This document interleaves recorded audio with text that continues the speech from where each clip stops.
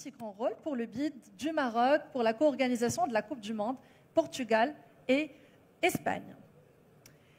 Alors, on va aussi avoir avec nous l'Afrique subsaharienne avec un grand expert du branding et du marketing.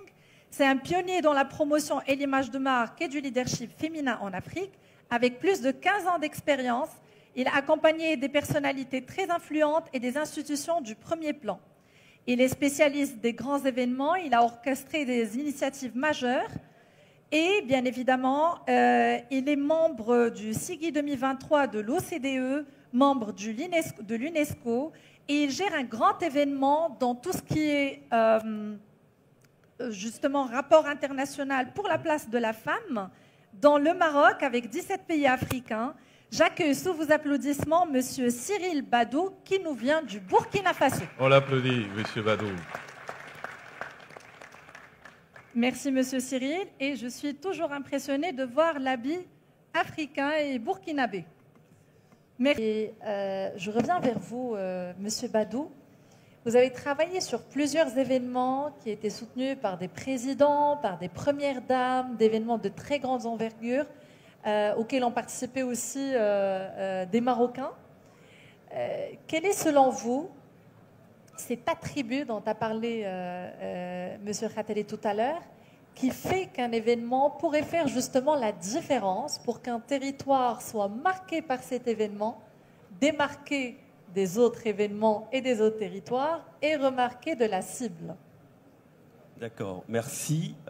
Déjà, je veux féliciter en fait pour cette belle initiative et encourager une telle initiative de perdurer dans le temps. Bravo au Maroc, bravo à Oui Casablanca. Alors, l'autre chose que je voudrais aussi préciser, c'est que lorsqu'on parle de marketing territorial, il ne faut pas omettre une dimension importante qui, on va dire, est la mère, c'est-à-dire le branding, le nation branding. Parce qu'une marque territoriale ne peut pas être durable s'il n'y a pas une vision holistique qui est impulsée, définie et encadrée par la dimension de la nation branding. Et c'est ce qui fait que les marques territoriales peuvent s'abreuver en fait sur ces différents éléments pour pouvoir en fait perdurer dans le temps. Et quand on parle de nation branding, on sait qu'au cœur de tout développement, il y a l'homme. Il est acteur et bénéficiaire. Mais par extension, je dirais plutôt il y a l'homme et la femme. Parce que ce sont les deux acteurs de création, d'action et en même temps aussi bénéficiaires de ces retombées que la marque territoriale va générer.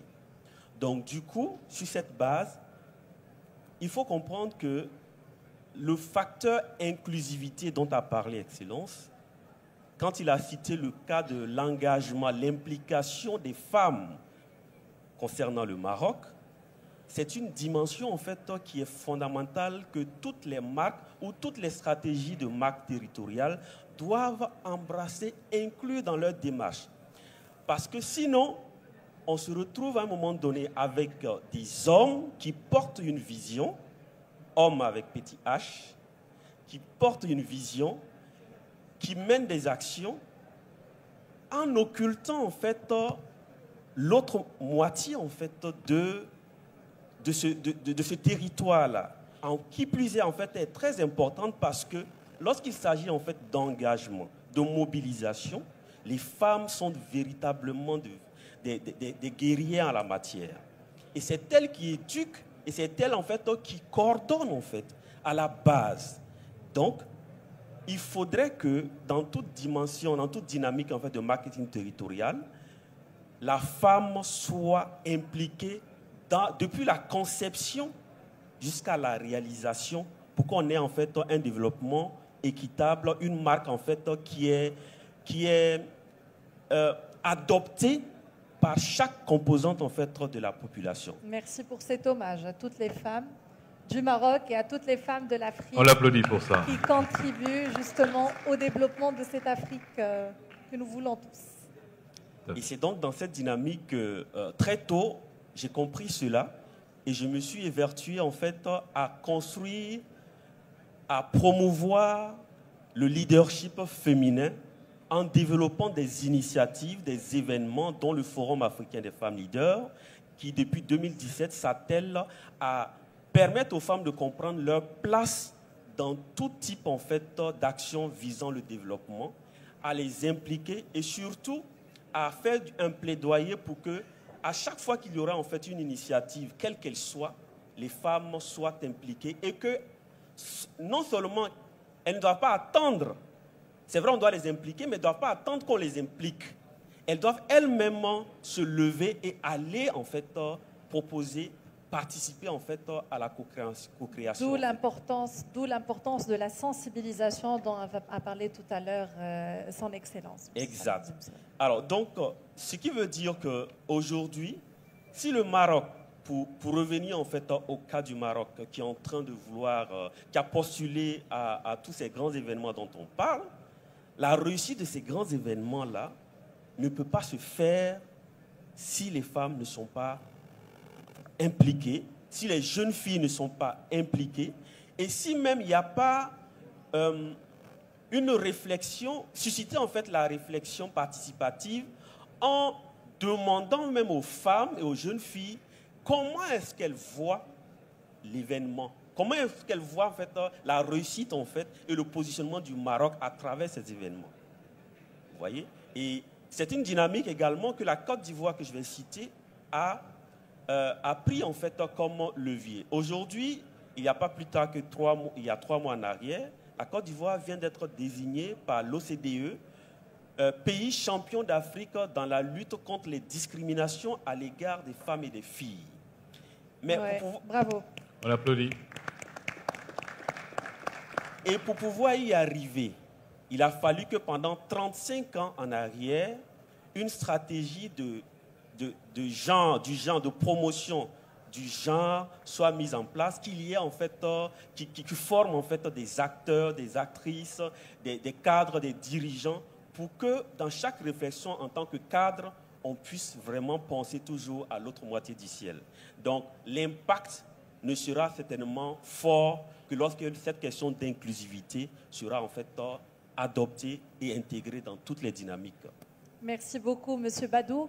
Alors justement, en parlant de la Côte d'Ivoire, je voudrais partager avec toute l'assistance et tous ceux qui sont sensibles à la problématique du marketing territorial qu'un Africa Place Marketing va être organisé en Côte d'Ivoire. Enfin, on va dupliquer l'événement en Côte d'Ivoire avec la marque Côte d'Ivoire attractive incessamment. On n'a toujours pas la date, mais incessamment, on va avoir justement un APM en Côte d'Ivoire. Merci beaucoup, Monsieur Badou. Alors, une dernière question pour tous les intervenants. Si vous aviez demain à être à la tête de l'organisation d'un grand événement, quelle serait votre priorité numéro 1? Merci. Merci, je dirais et je synthétiserai ce que j'ai dit tout à l'heure en parlant d'inclusivité. Je suis fondamental là-dessus parce que pour qu'on puisse avoir quelque chose de durable, d'impactant et qui est partagé par tous et toutes, il faut que chaque acteur, homme, femme, garçon et fille, soit impliqué dès la conception, l'organisation, la coordination. Tout ça joue sur la crédibilité naturellement. Voilà, merci. Merci. Et ça commencerait peut-être dans les bancs de l'école. De toute façon, une marque territoriale, puisque vous travaillez sur le branding, la marque territoriale, comme le dirait Flasseur, n'est qu'un prétexte pour mettre toutes les parties prenantes autour de la table et parler attractivité. Et l'événement est aussi un prétexte. Donc, comment combiner l'événementiel et le branding pour justement développer toute cette démarche marketing territorial? À vous la parole, Monsieur Cyril. D'accord, merci. J'ai une phrase que j'aime très bien qui dit que avant de demander la main, il faut toucher le cœur. Et je pense que dans la dimension du branding, c'est l'essence même. Et pour que les événements, quand on parle de territorialité, l'identité, pour amener les populations à se sentir impliquées ou à s'engager, il faut d'abord savoir de quoi est-ce qu'elles ont besoin. Parce que il y a la dynamique en fait faire connaître, faire aimer avant de faire agir. Donc faire connaître, c'est d'aller vers ces populations-là. Ça peut être à travers en fait des discussions, des échanges, pour récolter en fait leurs besoins. Comment donc leur présenter le projet et les amener en fait à dire ce qu'elles souhaiteraient, parce qu'elles ont des besoins. Donc un stade qui se crée dans une région, naturellement, il y a l'impact économique que ça va apporter certainement à la région, mais il y a l'impact environnemental. Il y a un certain nombre de facteurs qui peuvent être en fait des facteurs importants pour on va dire, le gouvernement, mais qui ne sont pas forcément ceux recherchés en fait par la population. Donc il faut les impliquer à ce niveau déjà de la discussion. Deuxième chose, en les impliquant, il faut, une fois qu'on a recueilli en fait toutes ces informations, il faut travailler sur les éléments qui vont les amener à aimer en fait le projet. Donc la dimension en fait affective doit donc qu'est-ce qui va les contacter? Parce qu'on sait maintenant ce qu'elles veulent, mais peut-être qu'elles n'ont pas pu certainement la traduire cela de façon plus, on va dire, claire. Le décideur ou les organisateurs doivent maintenant voir quelles sont les actions concrètes. Je vais prendre un cas par exemple. En Côte d'Ivoire, lorsqu'il y a eu la CAN, lorsqu'il y a eu la CAN, à un moment donné, je discutais avec quelqu'un qui disait que les villages CAN avaient à un moment donné été supprimés. On ne voulait pas faire de village CAN. Or, les villages CAN sont ces moments où la population se retrouve dans un endroit qui suit le match en direct et ça crée en fait une autre économie derrière parce que les femmes vont vendre, il va avoir... Donc, vous voyez, donc je pense que ça c'est important. Et naturellement, le dernier point que je vais certainement laisser. Merci beaucoup. On va justement parler de la CAN. Monsieur Oka, Monsieur Khateri, Monsieur Badou, Monsieur Haji, Madame Pico et Monsieur Salah Dimzoua, je vous remercie infiniment d'avoir donné justement, d'avoir contribué à réfléchir ensemble autour des leviers du marketing territorial et autour de l'événementiel comme justement un catalyseur d'attractivité territoriale durable et inclusive. Je vous invite à la suite du débat, peut-être pendant le déjeuner, et je cède la scène à notre maître de cérémonie. Merci pour votre présence et merci pour votre contribution. Merci à vous également, Madame Alaoui, pour cette modération également et aussi à tous nos différents intervenants. Mesdames et messieurs, je pense que vous avez besoin d'un peu d'énergie.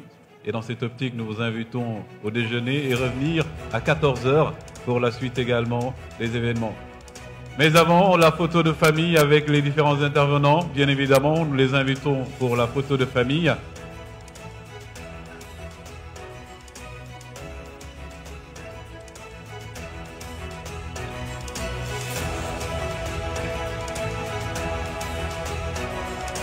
Madame Soumati également, vous êtes invitée pour la photo de famille. Pour immortaliser encore cette 5e édition de l'Africa Place Marketing.